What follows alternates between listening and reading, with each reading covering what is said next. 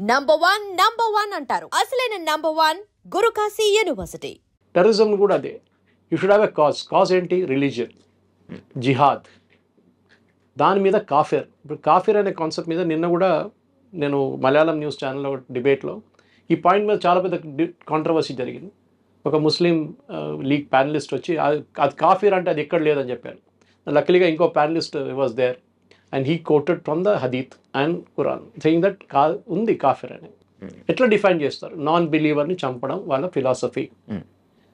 అక్కడి నుంచి మొదలైంది ద కాన్సెప్ట్ ఆఫ్ గజ్వా-ఏ హింద్ అని చెప్పేది లోకలైజ్ మన భారతదేశానికి. గజ్వా-ఏ హింద్ ఏంటంటే బేసిక్లీ ఇస్లామిక్ రూల్ భారతదేశంలో స్థాపించాలి. దానికి చేయాల్సిన పనులు ఏంటేంటి? సో మనం చూసుకుంటూ వస్తున్నాం. నార్త్లో ఉన్న ఒక వైలెన్స్ కానివ్వండి, సౌత్లో నేను వచ్చే కేరళ నుంచి, కేరళలో ఉన్న వైలెన్స్ అది ఇంకో వైపు పిఎఫ్ఐ కానీ దానికన్నా ముందు సిమి ఉండే. అది కాకుండా కర్ణాటకలో ఇప్పుడు ఎస్డిపిఐ పెద్ద ఫామ్లో వచ్చేసింది. అక్కడ కూడా హిజాబ్ కాంట్రవర్సీ చూసాం మనం. ఇటువైపు కోయంబత్తూరు వైపు మనకు గుర్తుంటుంది, నేను మీడియాలో పనిచేస్తున్న టైంలోనే అద్వానీ గారి ర్యాలీ కన్నా ముందు 54 మంది చనిపోయారు బాంబ్ బ్లాస్ట్ అప్పుడు కోయంబత్తూరులో. We're looking all this at isolation, సపరేట్గా చూస్తున్నాం. కానీ ఇంగ్లీష్లో అంటారు కనెక్ట్ ద డాట్స్ అంటారు. Moment we start connecting the dots మీకు అర్థమైపోతుంది దీని వెనుక ఒక పెద్ద కుట్ర ఉందని. And that is what this. Because మనం చూస్తున్న పేల్గామ్ చూస్తాం. ఇప్పుడు నేను రాసిస్తాను మీకు స్టాంప్ పేపర్ మీద, నెల తర్వాత ఒక్కరు కూడా మాట్లాడరు దీని గురించి. కరెక్ట్. ఇండియాలో పబ్లిక్ మెమరీస్ నోటోరియస్లీ షార్ట్. అదే టైంలో ఇజ్రాయెల్లో నేర్చుకోండి, వాళ్ళ మీద దాడి చేసిన వాళ్ళని సేమ్ సర్కమ్స్టాన్సెస్, మ్యూజిక్ కాన్సర్ట్ నడుస్తున్నప్పుడు వచ్చి దాడి చేశారు దాని మీద, దాన్ని చాలామంది చంపేశారు. దాని తర్వాత కిబుట్స్కి వెళ్ళి అక్కడ చంపారు. దాని తర్వాత ఉన్న చాలామంది కిడ్నాప్ చేసి తీసుకెళ్లారు. కానీ ఇజ్రాయెల్ ఎట్లా కొట్టారు చూడండి, తిప్పి కొట్టారు.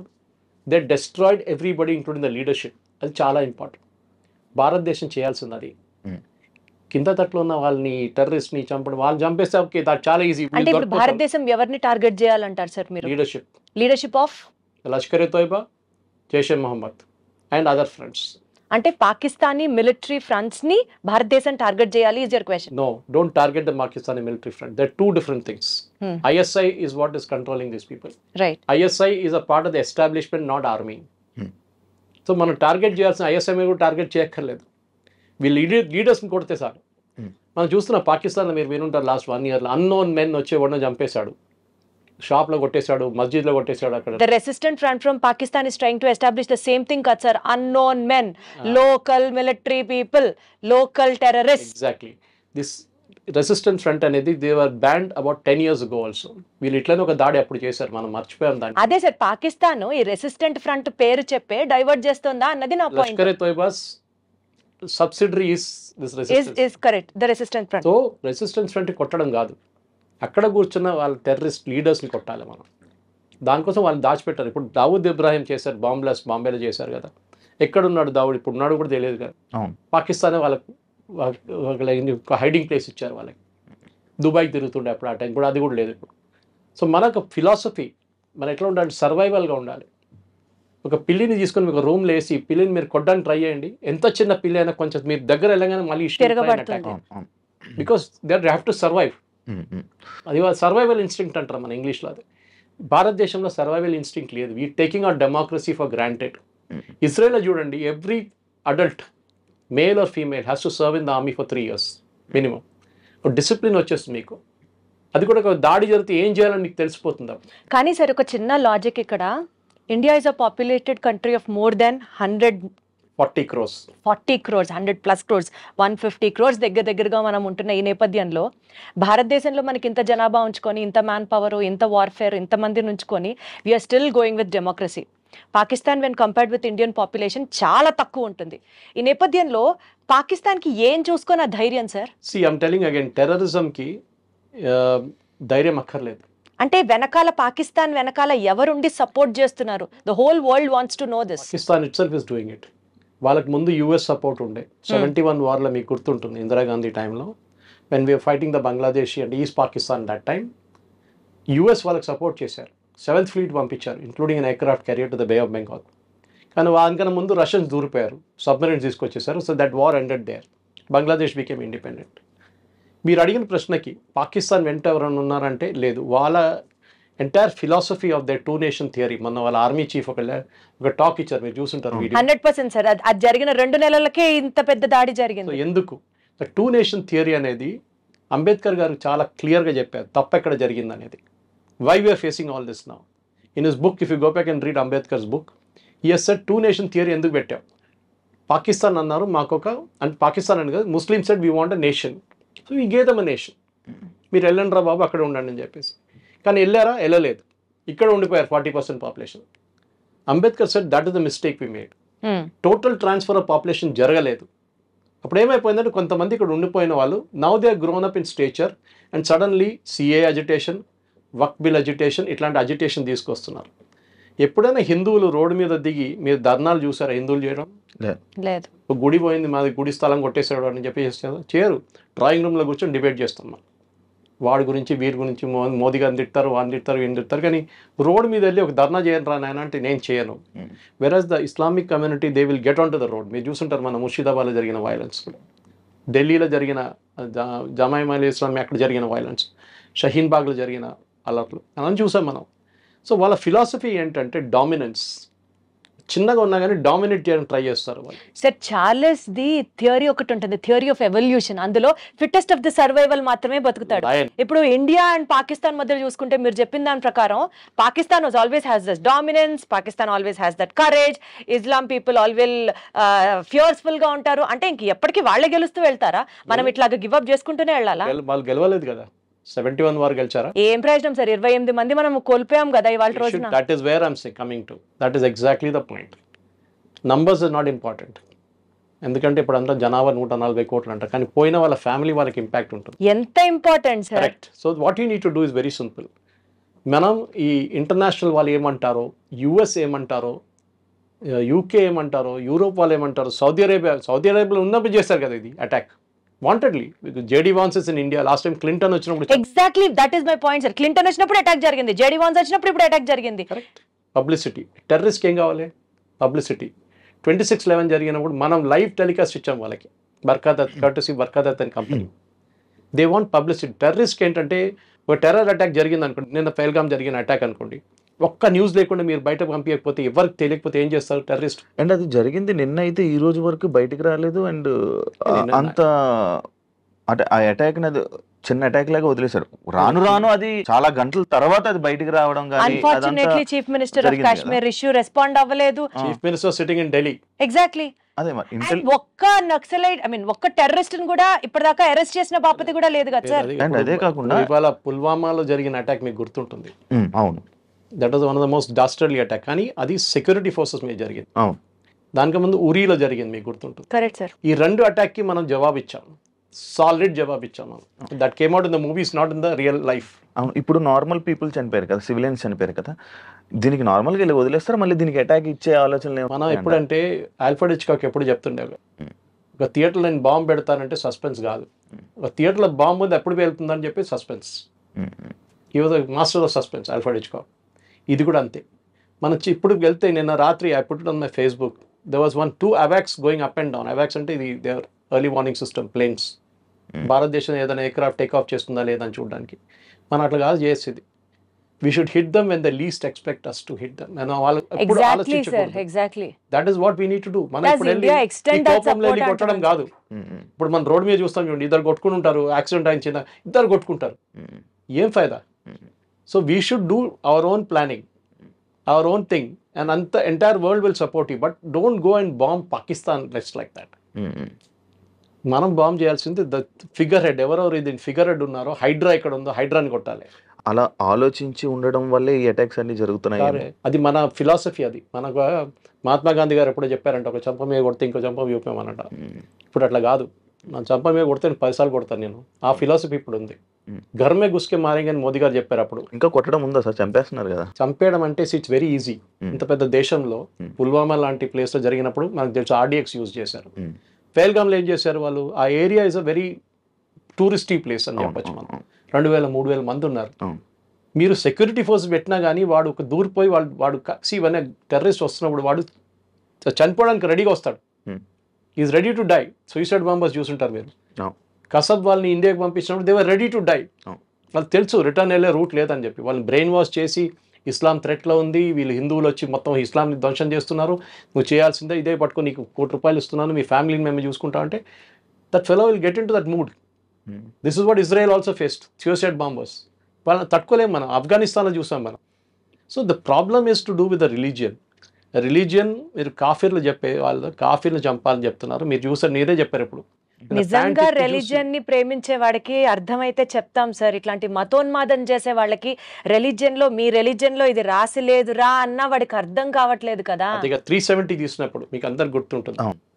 370 తీసినప్పుడు అందరు పండుగ చేసుకున్నారు. 370 తీసేశారు. 370 తీసారు. I was involved with the one of the teams working on finding out the bill ఎక్కడ ఉందనేది. 370 కాదు problem. They was a bill called 35A. It was actually an ordinance. Jawaharlal Nehru చేసిన అన్నిటికంటే పెద్ద కుట్ర అది. ఈ 35A ఆర్డినెన్స్ మీకు తెలుసు, రాజేంద్ర ప్రసాద్ గారు సైన్ చేశారు. అడిగారు నెహ్రూ దగ్గర, దీన్ని బిల్గా కన్వర్ట్ చేయాలి, విత్ ఇన్ 6 months ల్యాప్స్ అయిపోతుంది ఆర్డినెన్స్. ఆ ల్యాప్స్ అయిన ఆర్డినెన్స్ పెట్టుకొని ఇప్పుడు దాకా మొన్న దాకా నడిపించారు.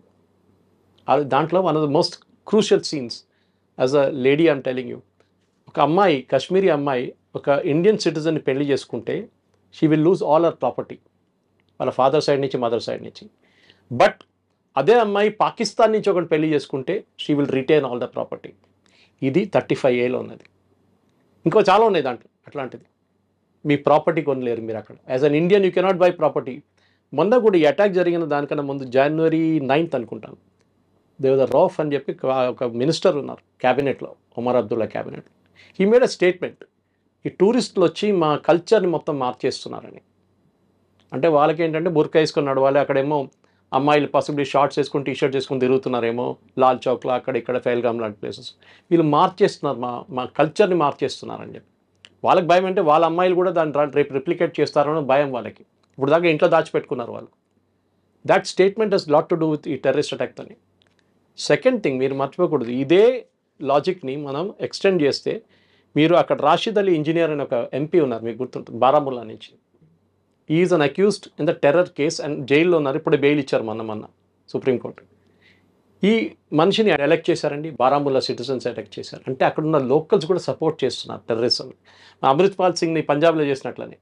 They knew he's a terrorist, కానీ ఎలెక్ట్ చేశారు అది. సో మీరు టెర్రరిస్ట్ని సపరేట్గా పెట్టలేరు, పాపులేషన్ కూడా ఉంది. ఇప్పుడు లోకల్ సపోర్ట్ లేకుండా ఈ అటాక్ జరగదు. దీనికన్నా ముందు కూడా ఎన్నో అటాక్లు జరిగాయి. ఇండియన్ మిలిటరీ డ్రెస్ వేసుకొని టెర్రరిస్ట్ అటాక్ చేశారంటే అంతకన్నా హాస్యాస్పదంగా ఎక్కడన్నా మా దగ్గర లాల్ బజార్ ఉంది, ట్రిమల్గిరి దగ్గర. నేను అల్వాల్ ఉంటాను, నేను ట్రిమల్గిరి దగ్గర లాల్ బజార్ ఉంది. There get everything from a pin to an elephant అంటారు. అది ఆర్మీ ఏరియా, ఎప్పటి నుంచో బ్రిటిష్ టైం నుంచి ఉన్న మార్కెట్ అది.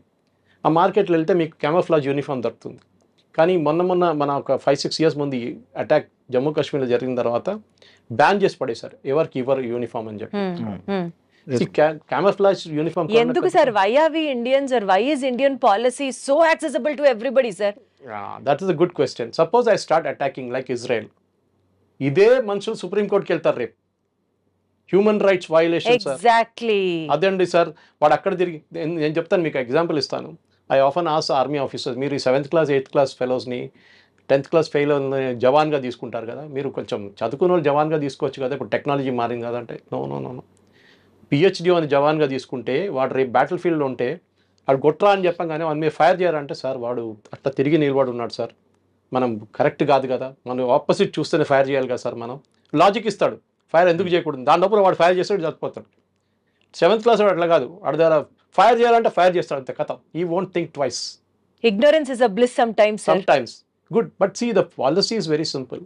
We are not a nation which is aggressive. అది మన ప్రాబ్లం. అది అక్కడే వస్తాను సార్ ప్రాబ్లం అంతా. ఈ Mahatma Gandhi sir, we are not aggressive అన్న పాయింట్ కి అడుగుతాను సార్ మిమ్మల్ని. కసబ్ని ఉరిదీసేటప్పుడు అసలు this is the best return gift we could give them అని చెప్పి మనం చాలా కాలర్లు ఎగరేసుకున్నాం. సర్జికల్ స్ట్రైక్స్ చేసినప్పుడు మనతో ఎవడన్నా పెట్టుకుంటే మటాషే, మేము చూపించాం చూడండి అని ప్రపంచం మొత్తం చప్పట్లు కొట్టేలా చేసాం. కానీ వీఆర్ నాట్ స్టాపింగ్ దేర్. దాడి మీద దాడి, దాడి మీద దాడి, దాడికి ప్రతి దాడి జరుగుతూనే ఉంది. సో ఈ ప్రాబ్లమ్ని అడ్రస్ చేసి ఫుల్ స్టాప్ పెట్టాలి అని అంటే, మీరు అన్నట్లు ఆ హెడ్స్ ఎవరో ఫిగర్ అవుట్ చేసి అగ్రెషన్ లేని ఇండియాకి అగ్రెసివ్నెస్ తెచ్చుకొని ఫైట్ చేయడం విల్ నాట్ హ్యాపెన్. ఈ నేపథ్యంలో what is the other source? We want to end this అని అనుకుంటే కాశ్మీర్ వదులుకోవాలా? అది చాలా ఈజీ సొల్యూషన్. రేపు కాశ్మీర్ వదిలితే వాళ్ళు ఇంకోటి అడుగుతారు. ఇది భస్మాసుర్ ఎఫెక్ట్ అంటాను నేను ఎప్పుడు ఇంగ్లీష్లో, ఒక మేనేజ్మెంట్ థియరీ. అది మీరు ఇచ్చిన వారం మీ తల మీద తీసుకొచ్చి పెడతారు రేపు. Simple as that. భస్మాసుర్కి వరం ఇచ్చిన తర్వాత టెస్ట్ చేయడానికి భస్మాసుర్ ఏం చేశారు? శివభగవాన్ తల మీద పెడదాంలే అనుకున్నారు. Same thing here. These people will not stop. Kashmir is not the problem. Kashmir is only an excuse. హిందువులు కాశ్మీర్కి వెళ్ళడం వాళ్ళ ప్రాబ్లం. హిందువులు వెళ్ళడం కాదు ప్రాబ్లం. కశ్మీర్ హిందువులది కాకూడదని వాళ్ళ ప్రాబ్లం, వెళ్ళడం కాదు. So remember it was a major Hindu site Kashmir అనేది చాలా సంవత్సరాల నుంచి. ఆఫ్ఘనిస్తాన్లో ఉన్న ఎయిర్పోర్ట్ పేరు గందహార్ అది ఒక టైంలో. అది వీవర్ ఎ హిందూ కింగ్డమ్. కానీ ఎక్కడి నుంచి ఉన్న మన కంబోడియా దాకా మీరు యాంకార్ వాట్ దాకా వెళ్ళొచ్చు మీరు. కానీ ఆ సివిలైజేషన్ పోయినప్పుడు ఏమైపోయిందంటే ఇస్లామిక్ వాళ్ళు ఎక్కడని చూడండి. I gave an example I think earlier. Syria was not a Muslim country, ఇప్పుడు 100% ఇస్లామిక్. ఈజిప్ట్ కాదు, Iraq no. Lebanon Christian country, ఇప్పుడు ఎక్కడుందండి లెబనన్లో ఒక 30% 20% ఉన్నారు క్రిస్టియన్స్ అంతే. ఎక్కడ వీళ్ళు వెళ్ళినా కానీ కంప్లీట్లీ ఇస్లామైజ్ చేసేస్తారు. We are the only civilisation and you should be proud of it. మన భారతదేశంలో ఉన్న మన భారతదేశం అనేది ఇది ద ఓన్లీ సివిలైజేషన్. మన 5,000 కన్నా ఎక్కువ సంవత్సరాలు మనకు కంటిన్యూస్ సీక్వెన్స్ లైనేజ్ ఉంది మనకి. Kashi is the oldest inhabited city in the world. Constantinople ఉండే, చాలా మటుకు మిగతా ప్లేసెస్ ఉండే, కానీ వాళ్ళందరూ దే హ్యాడ్ బ్రోకెన్ సివిలైజేషన్ నడిమి. ఇట్లా మన కంటిన్యూస్గా ఉన్నాం. మనం దానికోసం మనని వీళ్ళు వచ్చి ముందు మొఘల్స్ వచ్చారు, దానికి ముందు ఆఫ్ఘాన్స్ వచ్చారు, దాని తర్వాత పోర్చుగీస్ వచ్చారు, డచ్ వచ్చారు, ఇంగ్లీష్ వచ్చారు. They all ruled us but they could not destroy the Hindu civilisation. అది కూడా మనం గుర్తుపెట్టుకోవాలి. హిందూ సివిలైజేషన్ వాళ్ళు that is where the problem వస్తుంది. మీ అడిగారు ప్రశ్నకి దీనికి ఎండ్ ఉందా, ఏమైనా ఎండ్ గేమ్ ఉందా అని చెప్పి. ఎండ్ గేమ్ లేదు దీనికి. ఎందుకంటే మీరు ఇజ్రాయెల్ నుంచి నేర్చుకోండి. ఇజ్రాయెల్ హనియాని కొట్టారు, నస్రుల్లాని కొట్టారు, ఎక్కడెక్కడ వాళ్ళ నేతలను వాళ్ళందరినీ కొట్టారు, కానీ ఆగిందండి, కానీ నడుస్తున్నది అప్పుడు. So we have to keep fighting, this no choice. ఇది మన సర్వైవల్ యాజ్ అ నేషన్. మనం అనుకుంటా వాడిని కొట్టేస్తే అయిపోతాయిలే, వాడు ఫినిష్డ్, లష్కర్ అయితే అయిపోయింది, ఇంకోటి చేస్తాడు దాని తర్వాత. అలా అయితే మరి టూరిజం అనుకొని కాశ్మీర్కి వెళ్ళడం ఆపేయాలా? మరి మీరు ఎక్కడికైనా వెళ్ళండి, రేపు కాశ్మీర్కి వెళ్ళాను ఇక్కడ రాసి. ఇప్పుడు నేను ముందే ప్రోగ్రామ్ స్టార్ట్ అయ్యే ముందు మా ఫ్రెండ్ లేలో ఉన్నాడు, ఆయనతో మాట్లాడి. నేను కూడా వెళ్ళాను 6 నెలల ముందు. బ్యూటిఫుల్ ప్లేస్, కానీ అంటే ఎవరు రాడు సార్ ఇక్కడికి అంటున్నారు. కానీ ఇందులోనే ఈ టూరిస్టుల్లో ఒక టూరిస్ట్ ఇంటెలిజెన్స్ బ్యూరోకి సంబంధించిన పర్సన్ కూడా ఉండడం జరిగింది. కరెక్ట్, నేవీలో ఒక ఆయన ఉన్నారు, నేవీ ఒక ఆయన సంబంధం. అంటే ఈ డిఫెన్స్ వాళ్ళే వెళ్తున్నారు. అండ్ ఇంటెలిజెన్స్ నుంచి ఏ రిపోర్ట్, అంటే ఎప్పుడైనా ఏదైనా అటాక్స్ జరిగినా కానీ ఏదైనా అయితే ఇంటెలిజెన్స్ రిపోర్ట్ ద్వారా ఆర్మీకి సమాచారం వెళ్ళింది, వెంటనే ఆర్మీ ఇలా తీసుకున్నారు, వెంటనే జాగ్రత్తలు తీసుకున్నారు అని చెప్తారు కదా. మరి ఇంటెలిజెన్స్ ఇంటెలిజెన్స్ ఒకటి హ్యూమన్ ఇంటెలిజెన్స్, ఇంకోటి టెక్నికల్ ఇంటెలిజెన్స్. ఇప్పుడు చాలా మటుకు మన నెక్సలైట్స్ని హ్యాండిల్ చేస్తున్నప్పుడు నల్లమల ఒక ఏరియా టైంలో నల్లమల మీరు ఎంటర్ కాలేరు. మీరు ఇప్పుడు నల్లమల మీరు డ్రైవ్ చేసుకుని శ్రీశైలం దాకా వెళ్ళొచ్చు టెన్షన్ లేకుండా. పాత జనరేషన్ తెలియదు, possible your generation doesn't know that we could not enter Nallamala. Blue tarpaulin వేసుకుని నెక్సలైట్స్ అక్కడే ఉంటుండే దాని లోపల. ఎట్లా వాళ్ళని ఎట్లా మొత్తం Chhattisgarh recently you saw that ఎట్లా తీస్తారు ఛత్తీస్గఢ్, జార్ఖండ్ అంతా డైలీ ₹1,00,00,000 తలకాయ మీద ఉన్న బౌంటీ ఉన్న వాళ్ళు చంపేస్తున్నారు. Human intelligence is very important. దానికోసం ఆర్మీ దగ్గర ఒక బడ్జెట్ ఉంటుంది. ఎప్పుడు ఆర్మీ అని కాదు, ఏ సెక్యూరిటీ ఫోర్స్ దానికి ఆడిట్ ఉండదు. తీసుకురా బాబు 10 కోట్లు అని చెప్పి ఇచ్చేస్తారు. ఆ 10 కోట్లు వీళ్ళు ఇన్ఫార్మర్స్ని పెట్టుకుంటారు, డబ్బులు ఇస్తారు, 25 లక్షలు ఇచ్చి అరే టెర్రరిస్ట్ వచ్చాడో చెప్పు మాకు అని చెప్పేసి. That is one way of knowing it. Second is technical intelligence. మీరు టెలిఫోన్ ఇంటర్సెప్ట్స్ ఉండొచ్చు, హ్యూమన్ ఇంటర్సెప్ట్స్ ఉండొచ్చు, మీరు అల్ట్రా ఫ్రీక్వెన్సీ పెట్టి ట్రేస్ చేయొచ్చు మనుషుల్ని, ఎస్పెషల్లీ బార్డర్ ఏరియాస్లో. ఈ ప్లేస్లో మీరు చెప్పిన క్వశ్చన్కి నాకు 2-3 ఛానల్స్ వాళ్ళు అడిగారు ఇదే ప్రశ్న. So I'm just repeating it. A intelligence వాడు స్పెసిఫిక్గా చెప్పారు మీకు, జనరల్గా చెప్తారు. వర్షం పడుతుందా రిపోర్ట్ అంటూ మన వెదర్ రిపోర్ట్ పడితే లేకుండా పడదు అన్నట్టు. అదే సంగతి ఇది కూడా. అటాక్ జరుగుతుందని కాదు, వేర్ విల్ ఇట్ హ్యాపెన్ అని చెప్పే ఆ ప్రసక్తి మన వాళ్ళ దగ్గర లేరు ఇప్పుడు. Very few. Should we develop on that sir? See, it's technical intelligence is only way and human intelligence. ఇప్పుడు ఇజ్రాయలీస్ చూడండి, వాళ్ళు హనియా ఎట్లా దొరికారు వాళ్ళకి, is the most secretive guy. Or Nasrallah ఏ బిల్డింగ్లో కూర్చొని 4 ఫ్లోర్ బేస్మెంట్ కింద ఉన్న మనిషిని కొట్టారు. వాళ్ళు ఎట్లా కొట్టారు? ఎవరో వాళ్ళ గ్రూప్లో ఎవరో ఒకరు ఉన్నారు who passed on the information. ఇది చాలా ఇంపార్టెంట్. ఇది టైం పడుతుందండి, అంత ఈజీ కాదు హ్యూమన్ ఇంటెలిజెన్స్ డెవలప్ చేయడానికి. ఎందుకంటే ఒకటి, ఆ ఇస్తున్న ఇంటెలిజెన్స్ కరెక్టో లేదా మనకు తెలియదు.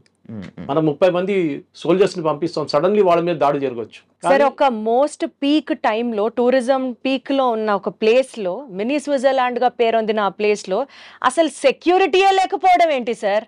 Good question. అండ్ అదే కాకుండా ఇక్కడ డైరెక్ట్గా వెహికల్స్ ట్రాన్స్పోర్ట్ కూడా కొంచెం ఇది లేదు, గుర్రాల మీద లేకపోతే ఇలా ట్రెక్కింగ్ చేస్తూ ఉండాలి. అంటే అలాంటి ప్లేసుల్లోని ఇప్పుడు నార్మల్గా మనం ఏదైనా ఒక ఫారెస్ట్ ఏరియాలో కానీ అటు సైడ్ ఇప్పుడు మనం ఏదైతే మనం అనుకుంటున్నామో బట్ గ్రే హౌండ్స్ డిపార్ట్మెంట్ అని చెప్పి మన స్టేట్కి సంబంధించి పెడుతూ ఉంటారు.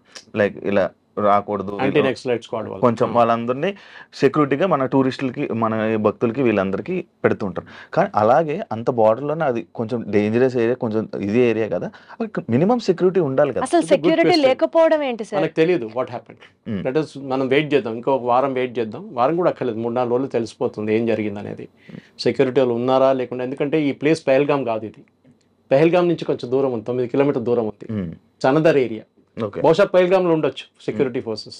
కానీ ఇదైపోతుందంటే మీరు ఆ ప్లేస్కి వెళ్తే ఈ టూరిస్ట్ వాళ్ళు ఏం చేస్తారంటే హోటల్ వాళ్ళు ఒక టెంట్ వేసుకొని, నిన్ను కూడా చూసుంటారు మీరు, టెంట్ వేసి 50 చైర్లు వేసేసి వాళ్ళందరినీ కూర్చోబెట్టి వాళ్ళకి మ్యాగీ ఇప్పిస్తారు. అక్కడికి వెళ్తే మీకు మ్యాగీ దొరుకుతుంది, అక్కడ మ్యాగీ టీ ఇచ్చేసి మిమ్మల్ని చూసుకొని మీరు కొంచెం తిరుగుతారు, గేమ్లు ఆడుకుంటారు, అంతే. దాని తర్వాత దిగేసి కిందకి వచ్చేస్తారు. సో పాసిబ్లీ పెహల్గాంలో ఉండేమో సెక్యూరిటీ ఉంటుంది 100%. ఈ స్పాట్లో ఈ మూవింగ్ క్రౌడ్ ఇది. ఈ పొద్దున మీరు వెళ్తే టెంట్ ఉండదు, సాయంత్రం కానీ టెంట్ పడుతుంది అక్కడ. సో అది చేంజ్ ఆఫ్ స్ట్రాటజీ ఉండాలన్నా, నెక్స్ట్ టైం నుంచి హోటల్ వాళ్ళని ఇన్ఫార్మ్ చేయమని చెప్పాలన్నా అది కూడా ఉండొచ్చు. మీరు చెప్పిన ప్రశ్నకి హోటల్ వాళ్ళు టిప్ చేసి ఉంటారా? That is also another question. ఇట్లాంటి మీరు ఐడి కార్డ్ ఇచ్చినప్పుడు టెర్రరిస్ట్లకి ఇన్ఫర్మేషన్ వెళ్తుంది కానీ ఇంటెలిజెన్స్ డిపార్ట్మెంట్ కి మాత్రం ఇన్ఫర్మేషన్ రాదా sir? That is what I am saying. నేను ఇప్పుడు కూడా తెలంగాణ ఆంధ్ర యాంటీ నక్సలైట్ స్క్వాడ్ని మెచ్చుకుంటాను. ఇక్కడ స్పెషల్ బ్రాంచ్ ఇక్కడ దే ద బెస్ట్, డౌట్ లేదు దాంట్లో. మొత్తం నక్సలిజంని వైప్అవుట్ చేసేసారు. ఇప్పుడు Chhattisgarh and Jharkhand are doing a very good job. Maharashtra కూడా గద్రిచోలి వైపు. So point is human intelligence అనేది ఒక కోఆర్డినేట్స్తో మ్యాచ్ చేసుకోవాల్సి వస్తుంది. సపోజ్ ఎగ్జాంపుల్ ఇస్తాను, టెర్రరిస్ట్ వస్తున్నాడని మీకు ఒక ఇన్ఫర్మేషన్ వస్తుంది, 5 మంది వస్తున్నారు, వాళ్ళు ఈ ఇంట్లోకి వస్తున్నారంటే how do you match it? మీరు ఒకసారి అక్కడ వెళ్ళినప్పుడు ఎవరు ఉండరు, మీ మీద దాడి చేస్తారు, మీ సోల్జర్స్ చనిపోతారు. అప్పుడే who is responsible? Commanding officer మీద వచ్చి పడుతుంది. నీకేం బుద్ధి లేదా, నువ్వు అట్లా పంపిస్తావు మనుషులు అని చెప్పి. సో ఇట్ ఈస్, మీరు ఆ పొజిషన్లో ఉన్నప్పుడు మీకు అర్థమవుతుంది. Some time it is a fraction of a second decision making అన్నమాట. ఇంటెలిజెన్స్ వచ్చిందా, ఆన్ ద గ్రౌండ్ ఇంటెలిజెన్స్ వచ్చిందా లేదు, డ్రోన్ ఇప్పుడు మనం డ్రోన్ చాలా మటుకు యూజ్ చేస్తాం. నిన్న అటాక్ కూడా తర్వాత డ్రోన్ యూజ్ చేస్తాం రాత్రి అంతా. కానీ వీళ్ళు ఏం చేస్తారు, సివిలియన్ క్లోత్స్లో మారిపోతారు. మీరు గుర్తుపడతారా ఇంకో సివిలియన్కి? ఈయనకి గుర్తుపట్టలేరు, తుపాకీ లేదు, ఏం లేదు చేతిలో, ఈజ్ వాకింగ్ అరౌండ్. ఏదో లైన్ ఇవాళ డ్రాయింగ్స్ అని చేశారు, పోర్ట్రేట్ స్కెచ్ అని చేశారని చెప్తున్నారు. కానీ వీళ్ళు దొరుకుతారు, వీళ్ళు చంపేస్తే వీళ్ళు చనిపోతారు, నో ప్రాబ్లం. ఇంకా 10 మంది లేస్తారు ఇట్లా. బుర్హాన్ వానీ కేసు మీకు తెలుసు, కితనే బుర్హాన్ గయో కితనే బుర్హాన్ ఆయే, అదే జరుగుతుంది కదా. సో ఇది కాన్స్టెంట్ సప్లై ఆఫ్ పీపుల్. గాజాలో మీరు చూశారు ఎంతోమంది టెర్రరిస్ట్ని చంపారు, మళ్ళీ కొత్త వాళ్ళు వస్తున్నారు బయటికి. In that religion is like that. Fanaticism అంటారు దాన్ని ఇంగ్లీష్లో. Correct sir. ఎందుకంటే మిమ్మల్ని బ్రెయిన్ వాష్ చేసేసారు. That your religion is and me religion under threat అండి, మీ రిలీజన్ ఉండకపోతే మీది అది ఉండదు, మీది ఉండదు, హిందువులు వస్తున్నారు చేస్తున్నారు. మనం అది సిఏ అజిటేషన్ టైంలో చూసాం మనం. సిఏ టైంలో ఎంత పెద్ద అజిటేషన్ చేశారు వీళ్ళు. ఏంటి, ఐ మీన్ ఒక మనిషికి సిటిజన్షిప్ ఇవ్వడం అనేది గవర్నమెంట్ ఆఫ్ ఇండియా ప్రొరగేటివ్. ముస్లిమ్స్ని పాకిస్తాన్ పంపిస్తారు, ఎవరన్నారండి? ఈ నెరేటివ్ బిల్డింగ్లోనే బహుశా మీరు చెప్పిన ప్రశ్నకి BJP has lost it or the government has lost it. Narrative బిల్డింగ్లో నేను ఎప్పుడు చెప్తాను, నెరేటివ్ బిల్డ్ చేయడం చాలా ఇంపార్టెంట్. ఇజ్రాయెల్ చూడండి, Israel always loses on narrative. ఒక బాంబు వేయంగానే టెర్రరిస్ట్ మీద పడుతుంది, కానీ 50 మంది పిల్లలు చనిపోయాయని చెప్పి హమాస్ వాళ్ళు పుకార్లు లేపుతారు. సింపతి అప్పుడు అక్కడికి వెళ్ళిపోతుంది. ఇలాంటి అటాక్స్ వల్ల లైక్ ది రిలీజియన్ అటాక్స్ అని అనుకోవచ్చు. ఇలాంటి వాటి వల్ల నార్మల్ ముస్లిమ్స్కి ఇక్కడ హిందువులకి విభేదాలు వచ్చే అవకాశాలు ఎక్కువ ఉంటాయి కదా? ఉంటాయి, డెఫినెట్గా ఉంటుంది. నేను చెప్తాను మీకు, సిఏ అజిటేషన్ జరిగినప్పుడు కేరళలో, మా ఊర్లో, మా విలేజ్ నుంచి 4 కిలోమీటర్ దూరంలో ఒక సూపర్ మార్కెట్ ఓపెన్ చేశారు ఆర్ఎస్ఎస్ వాళ్ళు. ఏం జరిగిందంటే అక్కడున్న హిందూ పిల్లల్ని, వర్క్ చేస్తున్న ఎంప్లాయీస్ని పంపించేశారు ముస్లిం ట్రేడర్స్ వాళ్ళ సూపర్ మార్కెట్ నుంచి. వీళ్ళేం చేశారు, సరే నువ్వు పంపిస్తావు కదా, మేము సూపర్ మార్కెట్ పెట్టుకుంటే వీళ్ళు పెట్టుకున్నారు. మీరు అడిగిన దానికి కూడా ఉంది, బాయ్కాటింగ్ ఆఫ్ షాప్స్ అన్నారు. అది ఈవెన్ వెస్ట్ బెంగాల్లో జరిగింది, మనం చూసాం దీనికన్నా ముందు. కావాలని చెప్పి వీళ్ళ దగ్గర ఏం కొనుక్కోకూడదు మీరు అంటారు. అది ఒక వారం నడుస్తుంది, 10 రోజులు నడుస్తుంది, దాని తర్వాత మర్చిపోతాడు. పొద్దున ఏమైనా కావాలంటే వెళ్ళి ఒకటి పాలు కొనుక్కుంటాడు, పాల ప్యాకెట్. ఇదంతా నడుస్తూనే ఉంటుంది. సో కమర్షియల్గా విభేదాలు డెఫినెట్గా వచ్చేస్తుంది, దాంట్లో డౌట్ లేదు. ఇప్పుడు కూడా మీరు ఒక నార్మల్ స్లీపర్ సెల్ మనిషిని చూస్తే మీకు అర్థం కాదు. వాడు పొద్దున్న లేస్తాడు, పక్కన షాప్కి వెళ్ళి పాల ప్యాకెట్ తీసుకొస్తాడు, టీ తయారు చేస్తాడు, 9 కాగానే స్నానం అంతా చేసి రెడీ ఆఫీస్కి వెళ్తాడు. You will think is a normal guy. మన కోయంబత్తూర్ కుక్కర్ బ్లాస్ట్ కేసులో ఆ కుక్కర్ బ్లాస్ట్ చేసిన మనిషి ఆయన చనిపోయాడు కదా, దాని తర్వాత వాళ్ళ వైఫ్ ఆమె కూడా తెలియదు ఆయన చేస్తున్నాడు అని చెప్పి రాత్రిపూట కూర్చొని సోల్డరింగ్ చేస్తున్నాడు. ఏంటంటే నా ఏదో పని ఉంది, సోల్డరింగ్ నేను చేసుకుంటాను. వాడు బాంబులు తయారు చేస్తున్నాడు. వాళ్ళ ఇంట్లో ఉన్న వాళ్ళకి తెలియదు. ఇప్పుడు ఆలోచించండి, బయట వాళ్ళకి ఏం తెలుసు? సో మీరు అడిగిన ప్రశ్నకి డిఫరెన్స్, విభేదాలు ఉంటాయి, డెఫినెట్గా ఉంటుందండి. ఒక మిస్ట్రస్ట్ అంటారు. విభేదాలు అంటే దానికన్నా మిస్ట్రస్ట్ అంటే ఈడేం చేస్తాడో ఈడే నన్ను మళ్ళీ ఇది కేరళలో జరిగిన లవ్ జిహాద్ కేసెస్లో చాలా వచ్చినాయి. అది వీటి వల్ల ఏమైనా ప్రాబ్లమ్స్ వచ్చే అవకాశాలు చాలా ఉన్నాయి. మిస్ట్రస్ట్ వస్తే ఒకసారి చెప్తారు కదా, ఒక క్రాక్, ఒక కప్పు ఇరిగిపోతే దాని మీద ఫెవిక్విక్ పెట్టి పడితే కూడా క్రాక్ ఉంటుంది ఎప్పుడు. So you have lost the trust.